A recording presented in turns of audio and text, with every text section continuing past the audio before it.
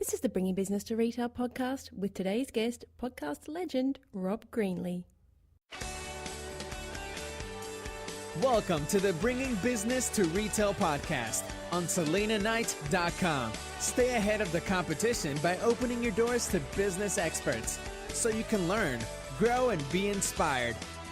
Passionate about bringing business strategies to independent retailers, please welcome your host, Selena Knight. Hey there, and welcome to this week's episode of the Bringing Business to Retail podcast. Have you ever dreamed of being inside a customer's head with no interruptions and no distractions? Well, that is the dream for every single marketer, isn't it? When you can do this, when you can get inside their head and not have those distractions, not have the interruptions, you develop a relationship. And you know what? It is actually possible to do so. In fact, I am doing it right now. I am inside your head, hopefully with little to no distractions, and you and we're having a conversation. It's just that I can't hear you, but I have your attention. I have you captured.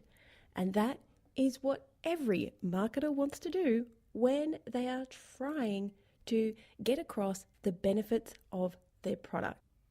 Now, when I first started my podcast, I think it's been about more than 200 episodes ago, 250 episodes ago, I wasn't quite sure what the plan was. And you'll hear me talk with Rob about how I launched a podcast, and it has actually only been in the last 3 to 4 months that I've been focusing on making this work for itself, making this podcast actually generate some leads, generate even some income.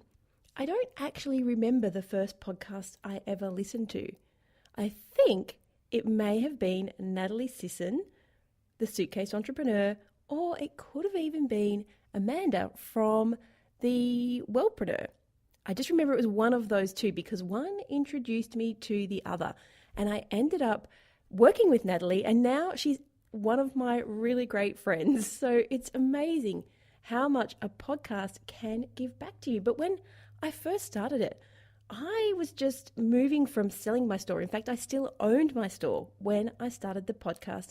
And I remember reaching out to Dan Norris because Dan had actually helped me with my retail store. He had a little competition going, and he wanted to prove that his company could get you to the first page of Google. Now remember, this was a good 5 years ago, at least 5 years ago. Everything has changed since then.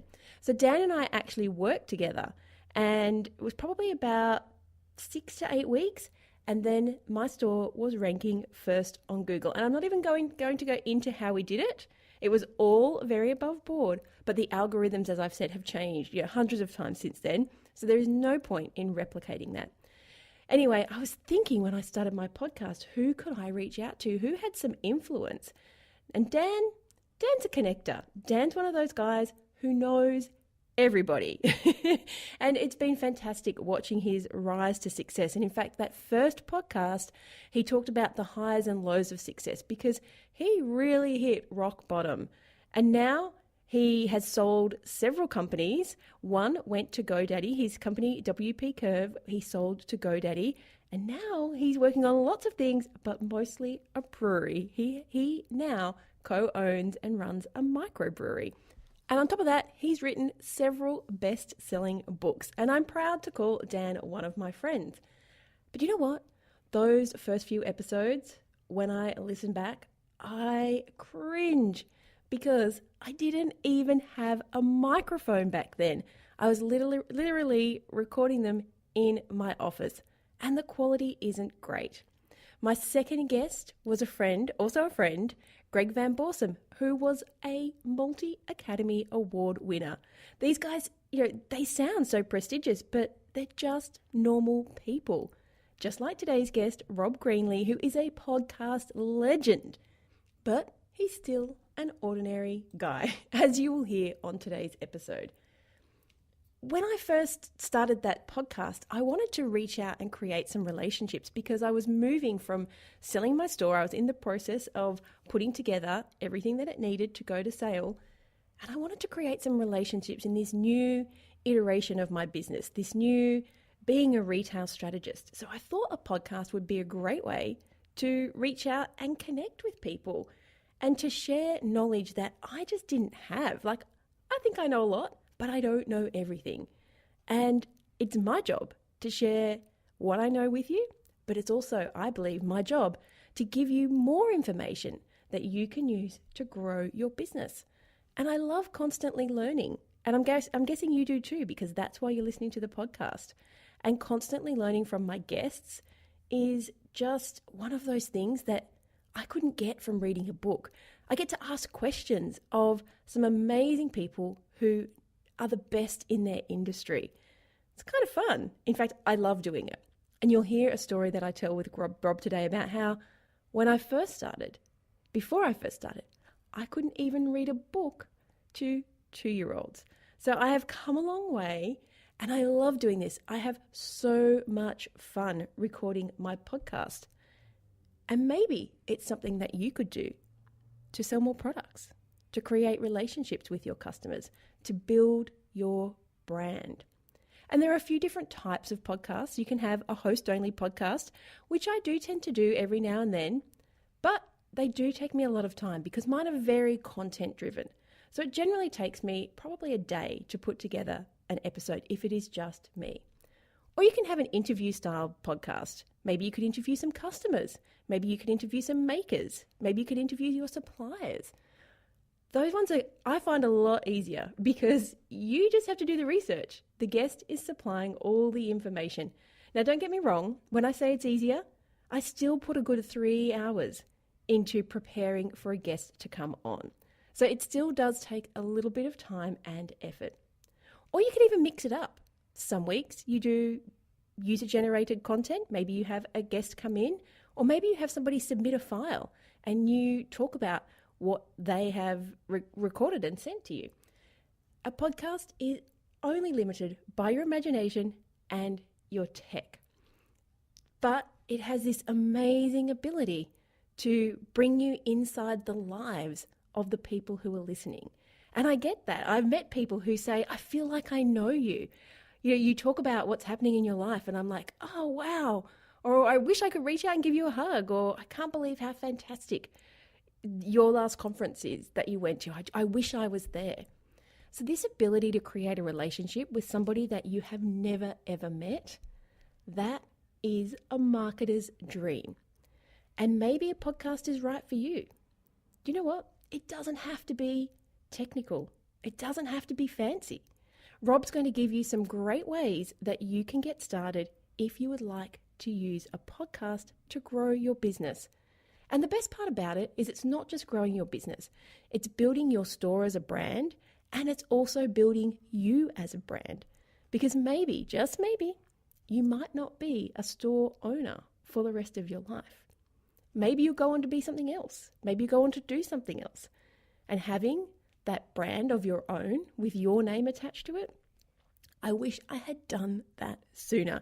It's one of the regrets I have, but you can't change it. So now I just produce a ton of fantastic content for you, the retailer, to help you learn, grow, and be inspired. Before we get into today's episode, let me share with you that one of the ways I'm going to help you learn, grow, and be inspired is to get those pesky Facebook ads working for you. If you are tired of those algorithm changes that see you losing money when you're posting, if you're tired of boosting posts and not getting any return on investment, I'm going to share with you the 3 key mistakes that most retailers make when it comes to using Facebook ads. These mistakes are more than likely costing you thousands of dollars. And the best part is I'm going to show you exactly how to fix them so that your ads can start performing better. It's a free training. It's my new free training that I have up and ready to go live on Friday, the 6th of April at 10 a.m. Sydney time. Or if you are in America, that's Thursday, the 5th of April at 5 p.m. Pacific and 8 p.m. Eastern. It's going to go for about an hour. I'm even going to be sharing with you a new little secret before it goes live anywhere in the world. But best of all, you're going to see the 3 mistakes that your Facebook ads are suffering from and how you can really easily tweak them so that you can start getting a better return on investment. If you would like to register for that, you can do so over at selenaknight.com/marketing. And if you're listening live on the go, I'm going to pop a link in the show notes. So you can simply click that, pop in your name, and you will be registered.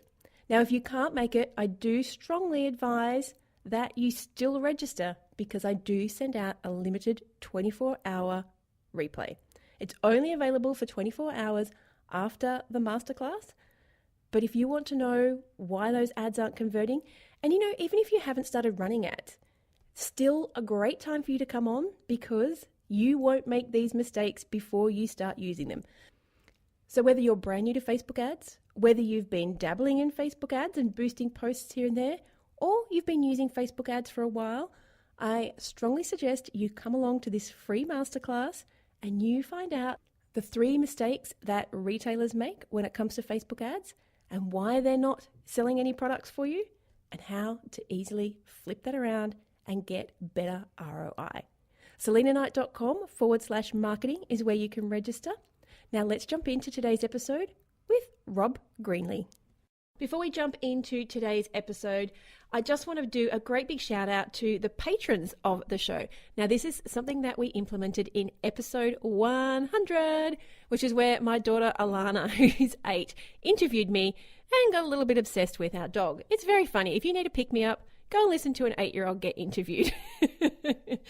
But this show stays proudly independent, just like your retail store, because of people like you who pledge their support to keep it going. Now, putting this show together is not easy and it costs a lot of money. You know this. This is how business works, right? So I'm out there putting anywhere between 5 and 8 pieces of business strategy advice in your pocket or in your earbuds every single month, and you can pledge your support to keep the show alive.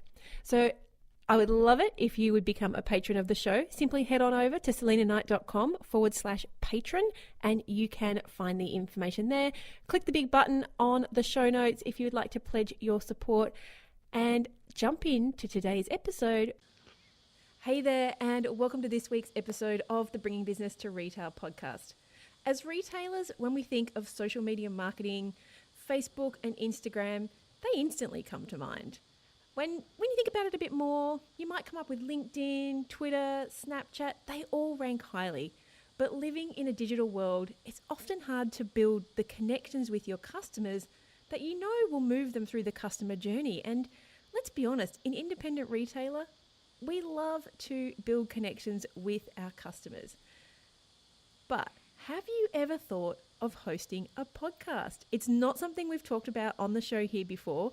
So today we've got Rob Greenlee, Head of Partnerships at Spreaker.com and Blog Talk Radio. He's going to show us exactly how, as a retailer, you can use podcasting to grow your business and connect with your customers. So welcome to the show, Rob. It's great to be here, Selena. Thank you for the invite on your terrific podcast. No problem. You have been in this industry for quite some time, haven't you? Yes, far longer than I want to admit sometimes. Yeah, it's been about 14 years. Yeah. It's hard to believe podcasting has even been around for that long. I know I started my podcast back in 2015, and even then it still seemed new and fresh. But you're talking 14 years. That's a long time. How have you seen the industry change in that time?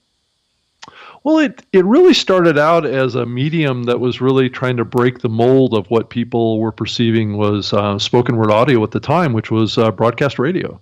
And the models that were being done around spoken word content back then were mainly thought of as a form of broadcast radio, which was becoming less and less appealing to a younger generation. So, which is continuing today. But what podcasting really is like a form of pirate radio. It's where radio started many decades ago, as being true and authentic. Getting on the microphone and talking about things that are part of people's real lives, and playing music, and then talking about talking about emotion and storytelling, which is where podcasting is today. I mean, podcasting is an authenticity-based medium, which is really in vogue today. I mean, I think social media, like you were saying just a second ago, was a big hot thing over the last 10 years. Podcasting started at about the same time or a little before, I think, a lot of the social media stuff did, but it took a lot of the attention away from the growth of podcasting. And podcasting has been kind of growing in the background for many years, since 2004. And so now, social media is a little less, what I would say, kind of cool now. It's more mainstream.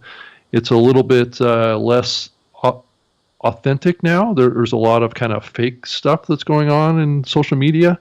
And so I think we're seeing, it's so contrived, social media, isn't it? Everyone has to have everything perfect. And that's what I love about podcasting. Yes, there's polished podcasts, but I really love the genuine ones, because it does take away from that perfect social media channel that everybody seems to be striving to achieve.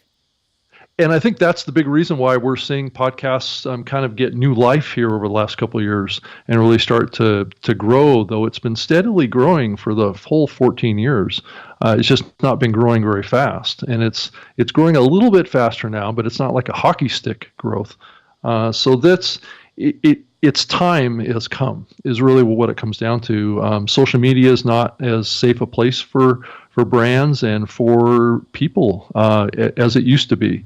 And so podcasting is now, I think, become the cool place, because just like you said, you can be authentic. It's an authentic medium. It's got a little bit of a safe distance from the trolls that are out there, or the fake stuff that's going on out there in the social media world. So people are feeling a little safer over here, and people are exploring and expanding on ideas around new types of content, storytelling, and going back to the roots of where radio originally started, and it's building and growing.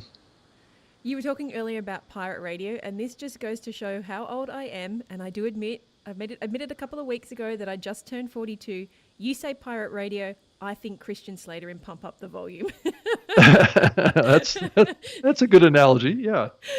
And I guess, as a retailer, you've been in the retail space, you've owned your own business, you've worked in marketing for quite a lot of big retail brands. How do you see podcasting working for a retailer? Well, I think what it really gets back to is retailers fundamentally are customer-driven businesses. So, and customers typically want to have authentic and real relationships with the stores that they work with, and they want to trust the retailers that they work with. I think especially smaller retailers are more focused on this than the larger ones. Larger ones are worried about their brand, and I think that there's a place for podcasting with the larger branded retailers. But then it's more about building brand and less connections with individual customers. And I think the smaller retailers can typically will have a focus in their business, right? They'll be focused on a particular type of genre of product that they're selling. And that genre can be translated into various supporting topics, right? It can be how to use that product as effectively as possible, how to make it work with other things too. So let's say you have a cooking store or something like that you can create a podcast that's helping people expand their knowledge of how to cook and how to use different tools in your cooking processes to come up with new ideas. And doing that creates these intimate relationships with individual listeners that then can be turned into customers, whether it's online or in the physical world. So I think that's at a real high level. That's kind of where the fit kind of comes in. It's just building those real connections with real customers. I swear, when you're talking, my brain is firing off with 400 different ways that cooking store could use a podcast to market their business. And the first one that came to mind, I won't go through all of them, but the first one that came to mind was just simply answering people's questions. Yeah. Those questions that come up again and again, and having people even, call in with their question and playing that back and being able to answer it. That is a resource in and of itself. You not only do you build the connection, but Mm-hmm. then you can go and do so much with that information once you've got it.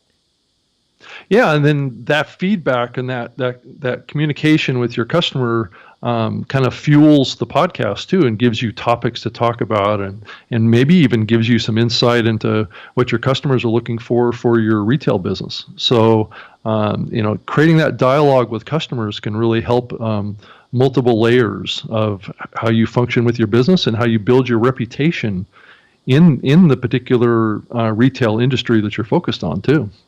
Let's talk about that a little bit more. Reputation. I know a lot of independent retailers feel like they struggle against big box stores and the big brands. So how can we take podcasting to become an expert, to build your brand? Well, I think it's like I was saying earlier, it's leveraging those connections with customers and making sure that your customers that you do have today know about your podcast, and also give them reasons to share it with their friends.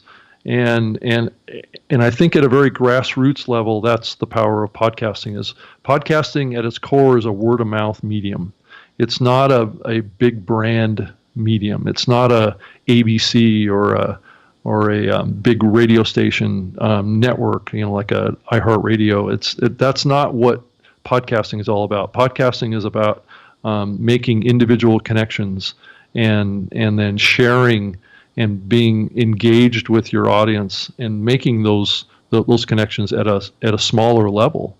And so I think that's the real power of this medium. And you're only limited by your creativity. There's a lot of people who are probably thinking, but I don't know what to talk about. I don't know how to get started. And we have just talked about, the easiest way to get started is just to ask some questions from your customers. Yeah. But tell us, for the people who are thinking, you know what, I like talking to people. I love being on the sales floor. I love answering questions, and I love the interaction I get. I think I could do this. How would they get started? Well, I think it's like starting any kind of content, going down the path, whether it's you're a writer, or, blogger, a radio show host, or a podcaster, or creating any kind of content. You kind of have to come up with a goal and think about who you're trying to reach with your content, and set some really basic goals for yourself of why you're doing a podcast. What's your focus? Where are you trying to go? And just realize that whatever you come up with, it's not going to be where you're going to be 2 months from now or 3 months from now, because it's going to evolve, it's going to change, but you have to start somewhere. So just come up with whatever idea that you have today and start moving forward with it, and really focus on connecting with your listeners and trying to build those listener relationships in a way that they will share with others. And I think getting started with just a very clear focus, it's okay to start out very simple and without high expectations, because at the beginning, most podcasters don't have anybody listening anyway. So what you're going to do is be building your audience as you get better as a podcaster. And it's going to happen over a longer period of time. Just because you put a piece of content out there doesn't mean that people are automatically going to gravitate to it and listen to it. It's going to take some marketing. It's going to take some time. It's going to take some sharing and some co-marketing with your retail store to let people know about it. It's the same thing, and then using important keywords in your podcast that will be findable in like places like Google or in these voice search tools now that we're seeing, with the Amazon Echo and these kind of things. Those are becoming more and more important to podcasters, because those are voice search, and that's the kind of natural language, natural kind of direction that our communications with our computing devices is moving towards. So keywords are very important, concepts are very important, and making sure that those are visible on your website, on your podcasting page, in your podcast itself, in all the metadata areas like the title of your show, and those kind of things are very important to make sure that you're clearly communicating and simply communicating what your show's about and what the focus is and why it's of value to someone to listen to. the having a plan part is so important, because my plan when I first started my podcast was simply to talk to people. Yeah. I had no plan. And I have to admit, 2 years in and 250 episodes, or however many we've got, there's a lot of episodes out there. It is only this year that I've sort of realized that this is a fantastic marketing tool. And not to say that I haven't used it to now, but in 2018, we're really focusing on streamlining and using that content and going back and looking at who we've had on as guests on the show and what are the things that people have interacted with. And you actually get insights from this information if you actually take the time to look. But I have to admit, I kind of just fumbled along for quite some time with no plan other than I really like to talk to people. And I could use it as a bit of a lead generation tool, but mostly it was just to answer the questions that people were asking me. And I thought this was the most effective medium for me because I'm a talker. I love to talk. And I get emails from people, even with my slightly haphazard until now strategy. I get emails from people that, they bring me to tears. I had one just last week, which was, I've just been binging on your podcast. I don't even know how I found it, but already my brain has been exploding with ideas. And I realized that my business can be so much bigger if I actually start to pay some attention to it. And these emails are just so heartwarming to know that, that you've put the content out there. And that's what I want to do. I want to be able to help people change their lives, to have freedom, to have more money. And when you get that recognition, it is just so exciting, and you know that it's all worth it. And my next question for you is going to be, how do you keep the momentum? Because I know for me, there are times when I've just kind of thought, I just really can't be bothered. And you know what? Inevitably, I get an email that week from somebody who's listened to the podcast and has had some life-changing moment. So I feel like the universe is saying, no, Selena, this is the way that you communicate really, really well. So how do you keep momentum? You do 2 shows a week. Yeah, I mean, it really gets back to talking about something that you have a passion for. And if you have a passion for something, it's not as much work. And that's the key. I really think that whatever you're talking about, and I think at times as a podcaster you have to be a little selfish. I know that there's a tendency to think that you should be doing this podcast for your listeners, right? And you should always be thinking about your listeners. Well, I think that they have a role to play, but I think fundamentally, if you're going to continue podcasting and you're going to build that audience and build that connection, you need to be a little selfish in your podcast too. You need to think about what you want to do, what will sustain you to do this. You can't do this podcast for someone else. You have to do it for yourself, because if you don't, you're not going to go through all the bumpy phases that you're going to come across of your confidence getting crushed because your show's not growing fast enough, or you had a show recording that you lost, or you had a guest that didn't show up for their recording time or something like that. There's going to be low spots that you're going to come into whenever you do this, and you have to have that momentum behind you to push yourself through it and to get through it. And a lot of people do what's called pod fading, where they'll start a show, they'll have a lot of enthusiasm at the beginning, but they didn't really think about how they were going to sustain the content side of this thing, because they didn't think about where the content was going to come from. Because sometimes topics, you can run out of things to talk about, but if you haven't thought about how you're going to sustain that topic flow week after week after week, and one terrific way of doing that is just like what you said earlier, it's making those connections with audience members, and they contribute to your show and they inspire you to keep pushing the envelope and give you ideas. And so that should be part of your plan. And I said earlier about setting goals and things like that, but I sometimes say that, and I think I give the wrong impression. Goals don't have to be like you have to sit down and write a business plan or something like that. Goals can be just like what you said. They can be just a conscious decision that I'm going to do this. And that can be as defined as it has to be, because over time you're going to evolve it and change it and improve it. And so it's just a place to start. That pod fading thing is so relevant to me. At the end of last year, I was 2 years, 250 episodes in, I did think maybe it's time to just let this go. It does Yep. it takes a lot of energy. It takes a lot of practice, and it also takes a lot of planning to make sure that you get the most out of it. And I had thought to myself, I've put all this energy in, I've got all this content, maybe we just stop and use what we already have. But something happened. My team just started to work through, and I became a lot more focused on what I wanted in 2018. And we started mapping out themes for each month. And you just spoke about that.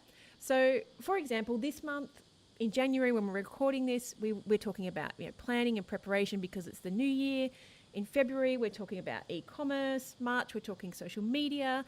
And that has made life so much easier because now we know who we want to focus to get on the show.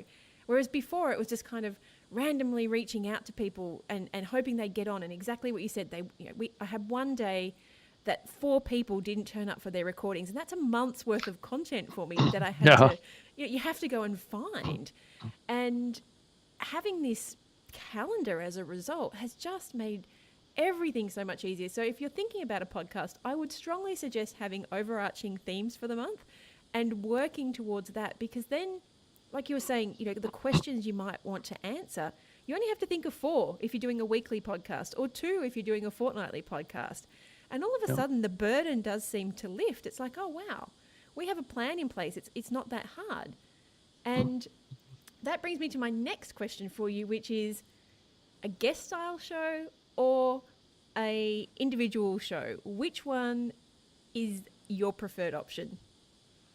Well, I think it really depends on you as a person and your personality and what you like to do. Some people want to get a co-host because they're not as confident in what they're doing with the podcast, and they want to have a little bit of break in their show to have someone else talk for a while and to maybe share ideas. So I think it can be very strategic in how you view yourself and your abilities as a podcaster to get started with. Sometimes it is good to start off with a co-host. Other people, they're just extremely talented talkers, and they can tell stories, and they're very smooth, and they can hold an audience, right? I think you have to just kind of evaluate that. My tendency is to have always had a co-host or multiple co-hosts, because I just feel more comfortable when I have someone else to talk to. So it's a personal choice. I know some people that have built huge podcasts, and all they do is they pull up the microphone and they just talk for an hour. It's like, but not everybody can pull that off. So you kind of have to look at yourself and see what's the best fit for you. And I guess what your customers are looking for, the people who are going to be listening to. If it's let's go back to that homeware store that's selling the cooking products. If you're talking about how to use a product, maybe that is just you for 5 minutes. But if you wanted to talk about a recipe that you used like a KitchenAid for, you might want to bring somebody else to kind of riff off of, because talking about cooking isn't always very exciting.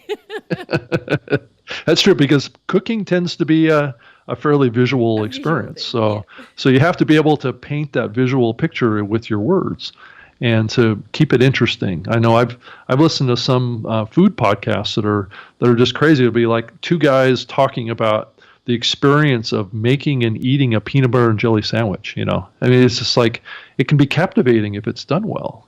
So it's a skill that you develop over time. But I definitely agree with what you were saying, that the spectrum here is much broader of what you can do and based on what the content is. Yeah. I love to have guests. I love to do a co-host or a guest because, one, it does make my life a lot easier. Yeah. Because then you want a 45-minute show, you might only have to talk for 10 or 15 minutes because the other person is the expert. The other person is sharing their knowledge. And I have no experience in the non-business podcast content creation field. So those guys talking about the peanut butter and jelly sandwich, that is an art form in itself. It is. And what was fascinating about it is that they would talk about every little minutia detail, and they would go into the whys and the hows and the experience and the crunch, and this peanut butter jelly sandwiches was grilled, and so you had to have a certain kind of grill and a certain pattern on the bread. So that's the kind of content that connects with people. People love stories, and in your podcast, no matter what the podcast is, you have to be able to tell some level of story, because that's what connects with listeners. And it needs to have a certain amount of fun, and it needs to have some value that is beyond just the nuts and bolts of something. It needs to have some magical tonal value. It needs to have some fun element to it that also connects with people and creates emotion. So what you want really fundamentally to do, and this has been kind of one of those trade secrets of radio for many years, is to create your audience, give them some emotional roller coaster ride. And that's what you need to do in your podcast to keep it interesting. Are you talking about like the 3 acts of a story? Am I doing this completely wrong? I should be building up the momentum and then bringing it back down again. Yes, that's right. And then bringing it back up again and then crashing them hard. 250 episodes in and I still didn't know that one. I just love, and this is why I don't have questions. It's funny because I'm going to tell you a little story right now, which is when I had my retail stores, I had children's stores, and we used to get somebody in to do story time for the kids. Mm-hmm. And I was paying somebody to come and do story time. And the lady said to me at one point, why the heck aren't you doing this? Like, I'm reading to 2-year-olds. It's not really an art form. And I just said to her, no, I am not a storytelling kind of person. And she said, again, this is 2-year-olds. There is no storytelling kind of person. You just have to open the book and read the pages. I'll take your money, but think about the fact that you're paying me to come and do this.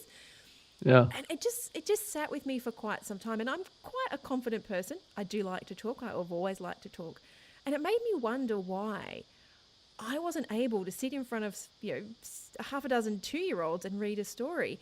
And with that, I decided to go to Toastmasters to find out why I had this issue. And I think it was just the confidence in speaking with a story rather than speaking for the sake of speaking, if that makes sense. Yeah.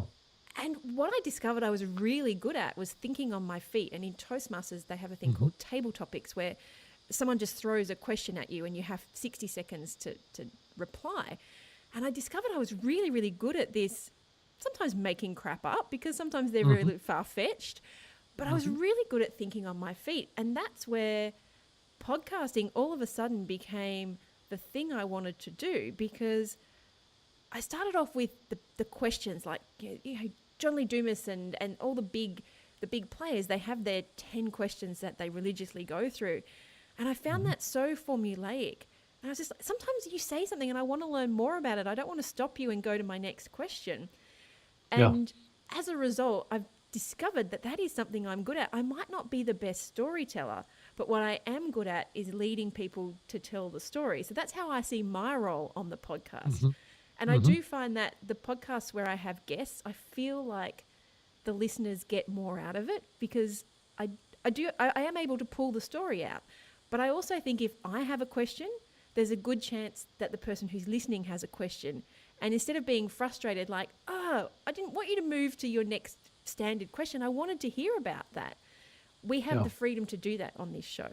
So when you put your show together, I guess I'm trying to find the reason for telling this story, but when you put your show together, think about that connection that you want to make. And is it to engage people? Is it to have them have knowledge? Is it fun? Like, a lot of podcasts are quite deep and heavy. They talk about social or political things. So think about what you're good at and how you can structure the show in order to find the best show for you. I kind of went off on a tangent there.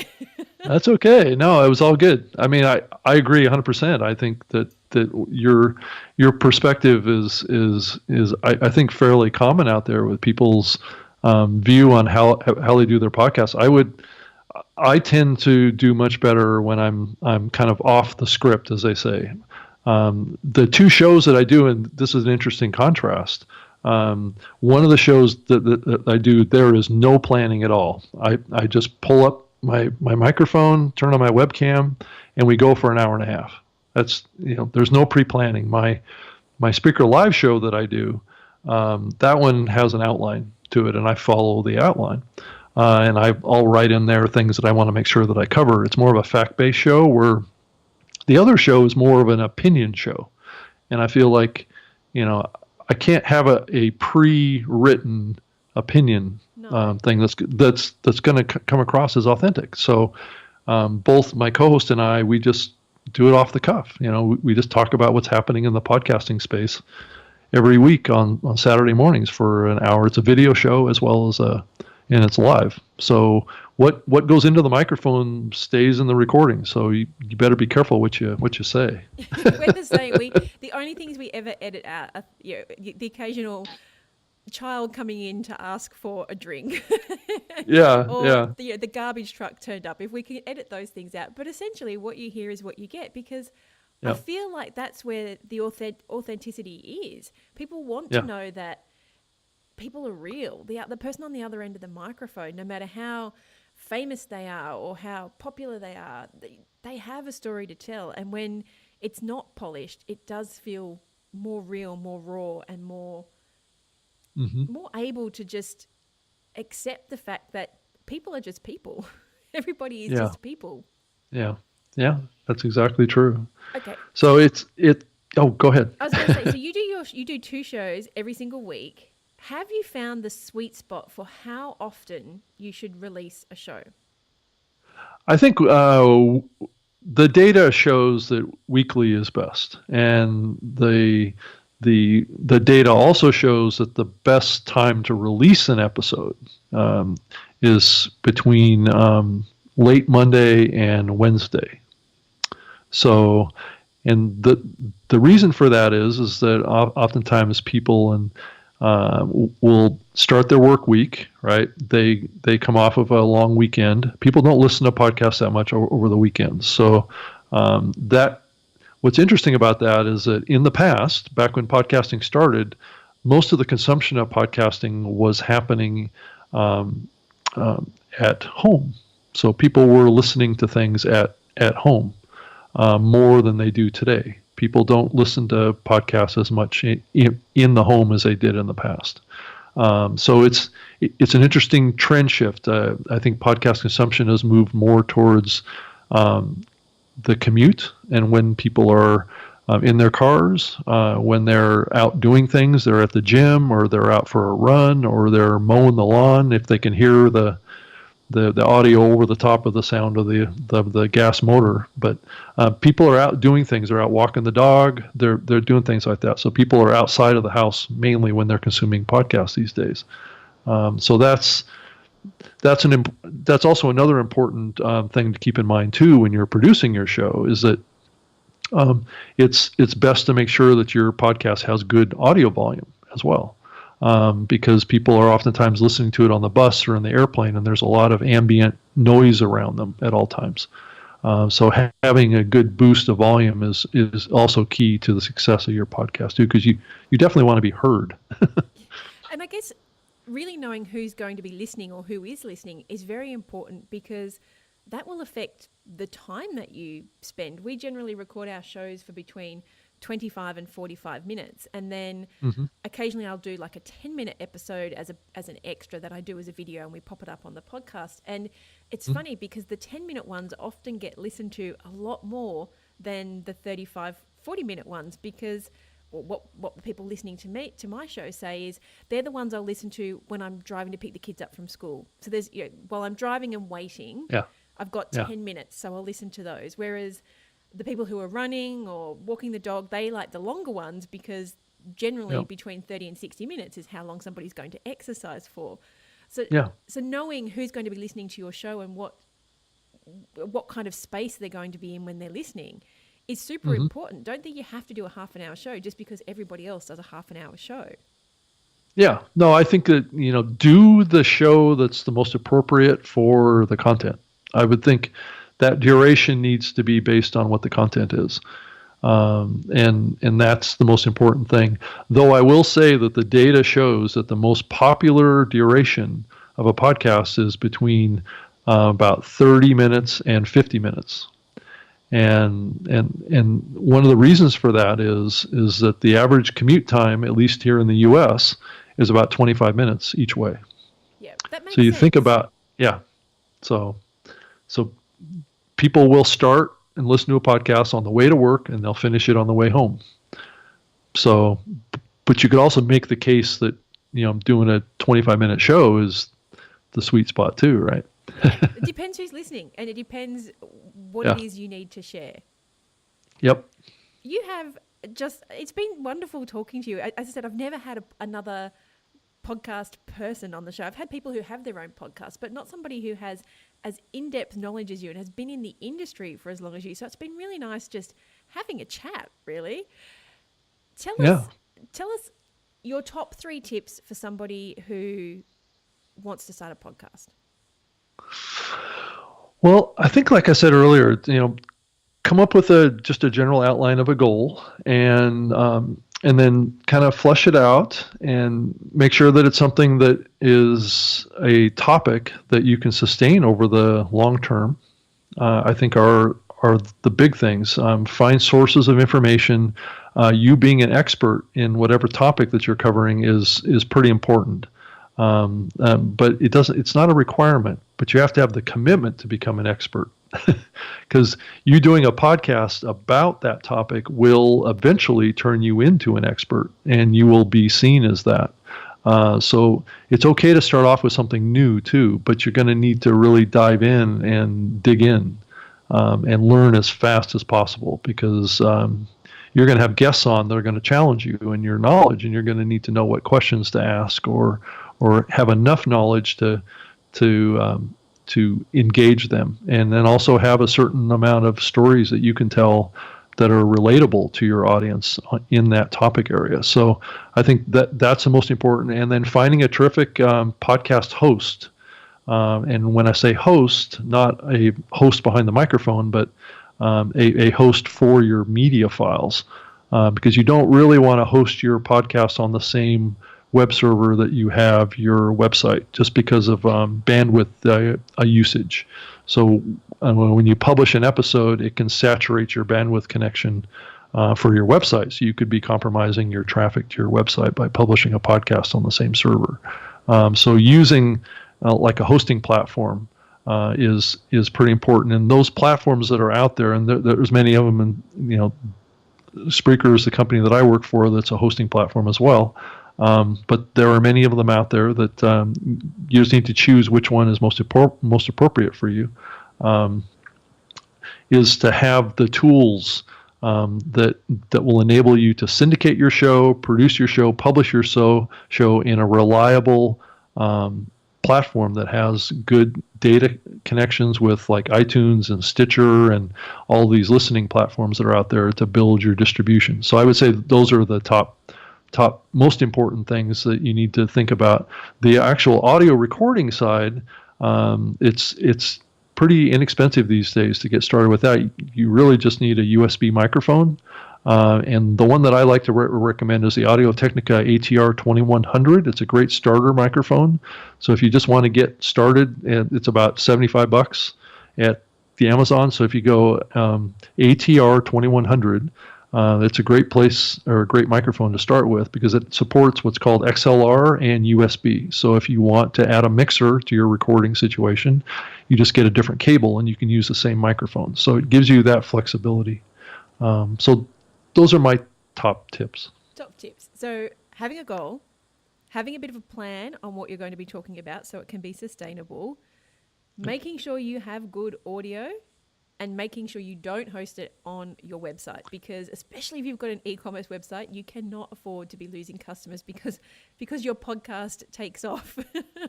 Yeah, exactly. It gets too popular. So if your show becomes popular, you're gonna use up all your bandwidth that you would have available to your website. Yeah, and those hosting platforms also have a lot of insights and tracking that you can use to measure and see where people are coming from. And it is a great tool, just like your Google Analytics or your Facebook Analytics. Those platforms do have analytics as well, so you can use that content more wisely. I have one last question for you. Okay. I've got a couple actually. First one is, what kind of microphone do you use? Let's get a little bit techie and nerdy. Well, I own two ATR 2100s, so I'm an active user of them as well. And then I also use a Shure. It's an SM7B microphone. It's a radio caliber professional microphone. That's what I'm using right now. It's a Shure SM7B. They're about $370 a piece, so they're fairly expensive. Nice.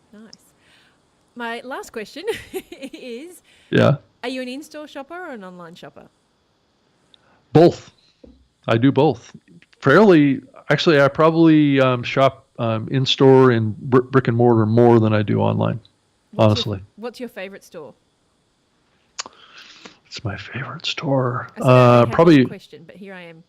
Yeah, I was going to say probably Fry's in Seattle. It's an it's a gadget store. It's a geeky electronics store. I would say is my. Why do you love it? Well, because I'm a geek, so I like techie geek things. So, I used to work for a small company called Microsoft, so I got sucked into the technology world, and I have lots of gadgets and electronic devices and things like that. So I've worked on software for many, many years. So it's sucked me into the electronic device world in a big way. I used to work for Windows Phone too. So I used to work on a mobile phone platform as well. So as you can imagine, that does tend to turn you into becoming a geek. Not a problem. And I'm sure the people in those stores are as passionate and enthusiastic about electronics as you are. So that you get that connection there you with go. them. Yes, exactly. I have an affinity with those employees when I walk in the door. Yes. Thanks so much for all of your information, your 14 years of podcasting and retail wisdom. If people want to hear your shows, where can they find them?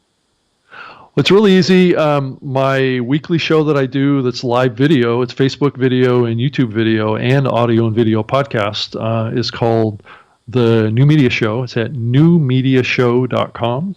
And then the other show that I do that's also live every Wednesday at 3 p.m. Pacific, 6 p.m. Eastern is called Spreaker Live Show at SpreakerLiveShow.com as well. So those are the two places to go if you want to hear more about podcasting, because that's all I podcast about is podcasting. Podcasting about podcasting. I'm all meta all the time. Yes. Thanks so much for being on the show. Hey, well, thank you so much, Selena, for having me on your program. I hope you enjoyed this week's episode of the Bringing Business to Retail podcast. You can find all of the show notes over at selenaknight.com. If you found something that you heard today particularly useful, I'd love it if you could leave me a review on iTunes or Stitcher. And of course, feel free to share this episode with someone that you think could benefit by listening to it. Want more retail biz strategies? You can watch the Bringing Business to Retail TV show, where each week I'll answer a question or provide you with a simple, actionable retail biz strategy that you can implement in your business right away. If you have a question or a guest, I'd love to hear from you. Drop my team an email at podcast@selenaknight.com, and I'll see you on the next episode. Have a great week.